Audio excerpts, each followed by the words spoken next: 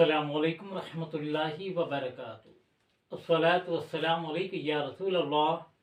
अस्सलातु वस्सलामु अलैका या नूर अल्लाह सल्लल्लाहु ताला अलैहि वसल्लम। वली अल्लाह बेशक मजहर शान इलाही हैं। वली अल्लाह बेशक मजहर शान इलाही हैं, जो उनके मुंह से निकले ऐन फरमाने इलाही है।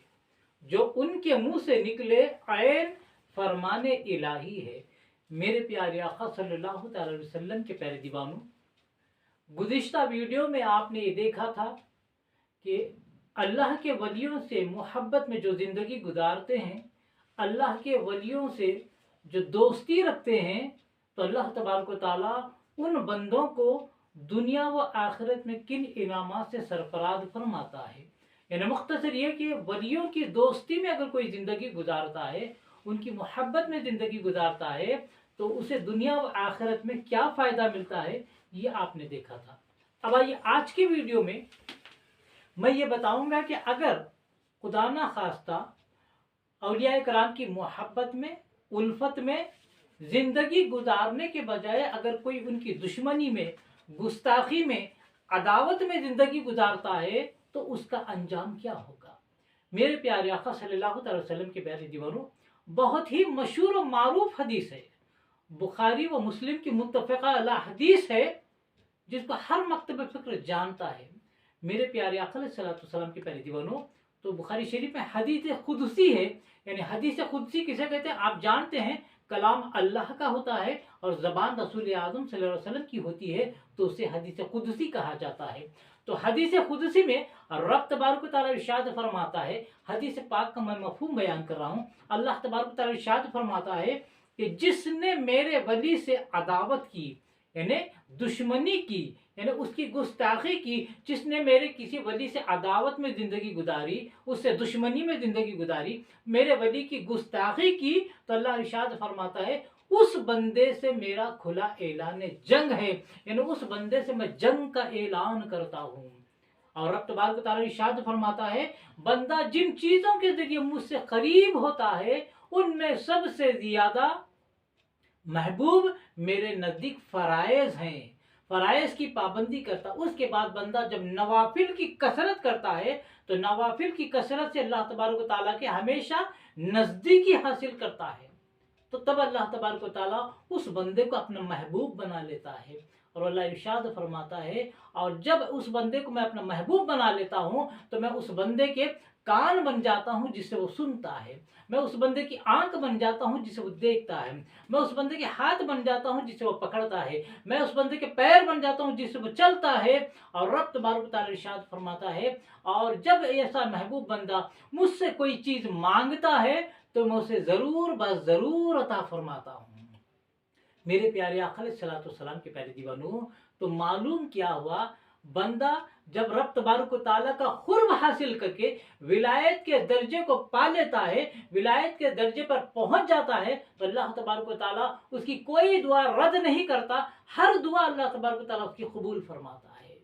ये औलिया कराम की शान हुआ करती है। अब इस हदीस कुदसी का मतलब क्या है, अल्लाह तबारक व तआला ने ये जो फरमाया, मैं उस बंदे के हाथ बन जाता हूँ, पैर बन जाता हूँ, कान बन जाता हूँ, आंख बन जाता हूँ, इसका मतलब क्या है। तो औलिया कराम, उलमाए कराम इस हदीस पाक की तशरीह फरमाते हैं कि बंदा तो अल्लाह का होता है, जिस बंदे को अल्लाह अपना महबूब बना लेता है, तो आंख तो उस महबूब बंदे की होती है, लेकिन वो बंदा अल्लाह तबारक व तआला की दी हुई कुदरत से दूर व नज़दीक की चीज़ों को देख लेता है। कान तो उस महबूब बंदे के होते हैं, लेकिन रब तबारक व तआला की दी हुई ताकत और कुदरत से वो दूर व नज़दीक की आवाज़ों को सुन लेता है। हाथ तो उस बंदे के होते हैं, लेकिन रब तबारक व तआला की दी हुई ताकत से वो कायनात में तसर्रुफ फरमाता है। पैर तो उस बंदे के होते हैं, लेकिन रब तबारक व तआला की दी हुई कुदरत की वजह से वो आने वाहिद में एक जगह से दूसरी जगह बआसानी आ सकता है, जा सकता है, दूर और नज़दीक का फासला मिनटों में तय कर लेता है। इस हदीस का ये मतलब है। मेरे प्यारे आका सल्लल्लाहु अलैहि वसल्लम के प्यारे दीवानों, और रब तबारक व तआला फरमाता है, ऐसे महबूब बंदों से جس کا میں کان بن جاتا ہوں، آنکھ بن جاتا ہوں، ہاتھ بن جاتا ہوں، پیر بن جاتا ہوں، اور جو محبوب بندہ مانگتا ہے میں اسے ضرور دیتا ہوں۔ ایسے محبوب بندوں سے یعنی میرے ولی سے جس نے دشمنی کی، عداوت کی، اس سے میرا کھلا اعلان جنگ ہے۔ تو میرے پیارے آقا کے پیارے دیوانوں، دنیا کے چھوٹے موٹے دشمنوں سے مقابلہ کرنے کی ہم میں طاقت نہیں۔ دنیا میں اگر کوئی دشمن ہو جائے، صبح شام اس کی دشمنی سے بچنے کی کوشش میں ہم زندگی گزارتے ہیں، تو جب دنیا کے دشمنوں سے مقابلہ کرنے کی ہمیں طاقت نہیں ہے، اگر کوئی بندہ خدا نہ خواستہ اپنی عبادت ریاضت کے گھمنڈ میں اللہ تبارک و تعالیٰ کے ولیوں سے عداوت رکھے، ان سے دشمنی رکھے، ان کی گستاخی کرے، تو اس کا انجام کیا ہوگا اور اس کا ٹھکانہ کیا ہوگا۔ میرے پیارے آقا علیہ الصلوۃ والسلام کے پیارے دیوانوں، اب آئیے آخری میں ایک حدیث سے ایک پیاری مثال دے کے اپنی بات ختم کرتا ہوں کہ ولیوں کی دشمنی سے کیا ہو سکتا ہے۔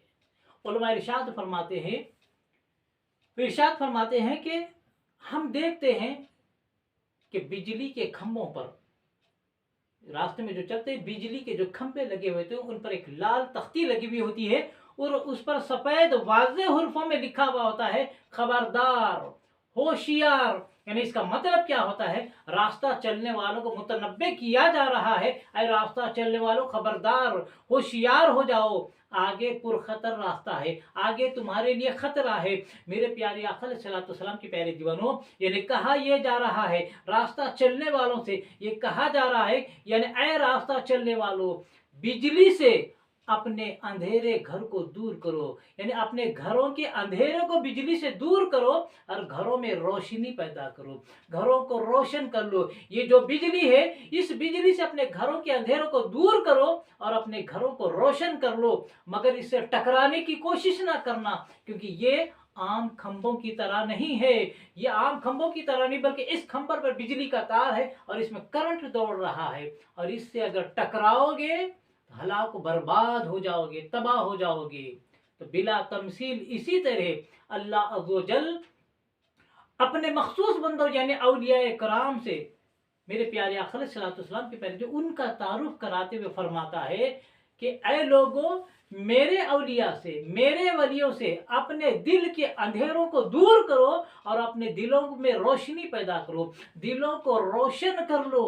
لیکن ان سے ٹکرانے کی کوشش نہ کرنا، ان سے مستفیض ہو، ان کے فیض سے مستفیض ہو، لیکن ٹکرانے کی کوشش مت کرنا، کیونکہ یہ دیکھنے میں تو عام لوگوں کی طرح ہیں، لیکن یہ عام لوگوں کی طرح نہیں ہیں، یہ خاص بندے ہیں۔ یہ دیکھنے میں تو انسان نظر آتے ہیں، ان کے بھی ہاتھ اور پیر ہیں، تمہارے بھی ہاتھ اور پیر ہیں، لیکن مقام ان کا بہت بلند ہے، لہذا ان کے فیض سے مستفیض ہو، لیکن ان سے ٹکرانے کی کوشش مت کرنا۔ میرے پیارے آقا علیہ الصلوۃ والسلام کے پیارے دیوانوں، کیونکہ ان میں مدینے کے پاور ہاؤس کا ایمانی کرنٹ دوڑ رہا ہے، میرے پیارے آقا علیہ الصلوۃ والسلام کے پیارے دیوانوں، لہذا ان سے ٹکراؤ گے تو برباد ہو جاؤ گے۔ مختصر یہ کہ جس طرح بجلی کے کھمبوں سے ٹکرانے سے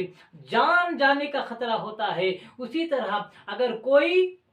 بندہ شیطان کے چکر میں پھنس کر اپنی عبادت ریاضت تقوی پرہیزگاری کے گھمنڈ میں ولیوں سے عداوت رکھتا ہے، ولیوں کی گستاخی کرتا ہے، ولیوں سے دشمنی کرتا ہے، تو یہ اس کے ایمان جانے کا باعث بنتا ہے، ایمان کے لیے خطرہ ہے، بجلی کے کھمبے سے ٹکرانے سے جان جانے کا خطرہ ہے، اور اللہ کے ولیوں سے ٹکرانے سے ایمان جانے کا خطرہ ہوتا ہے۔ لہذا اللہ تبارک و تعالی ہمیں ولیوں کا ادب کرنے کی توفیق عطا فرمائے۔ میرے پیارے آقا علیہ الصلوۃ والسلام کے پیارے دیوانوں، آپ تمامی حضرات سے پرخلوص گزارش ہے کہ میرے چینل محمد حفیظ احمد خان رضوی کو آپ سبسکرائب کریں، اور میرے ویڈیو سے اگر فائدہ پہنچ رہا ہے، علم دین میں اضافہ ہو رہا ہے، تو میرے ویڈیو کو لائک کرنے کے علاوہ زیادہ سے زیادہ اسے شیئر کرنا شیئر ضرور کر لیا کریں، صدقہ جاریہ سمجھ کر شیئر کریں، کیونکہ نیکی کی بات کو آگے پہنچانا بھی یہ صدقہ جاریہ ہے۔ اور کمنٹس کے ذریعے اپنی رائے کا اظہار کرنا نہ بھولے۔ اللہ تبارک و تعالیٰ سے دعا ہے کہ رب تبارک و تعالیٰ مشک رسول میں جینے اور مرنے کی توفیق عطا فرمائے، رسول اعظم صلی اللہ علیہ وسلم کی سچی محبت نصیب فرمائے، اور مرتے دم تک اولیاء کرام کی محبت میں جینے اور انہی کی محبت میں مرنے کی توفیق عطا فرمائے، خاتمہ فرمائے تو ایمان پر خاتمہ عطا فرمائے۔ وما علینا الا البلاغ المبین۔ السلام علیکم ورحمۃ اللہ وبرکاتہ۔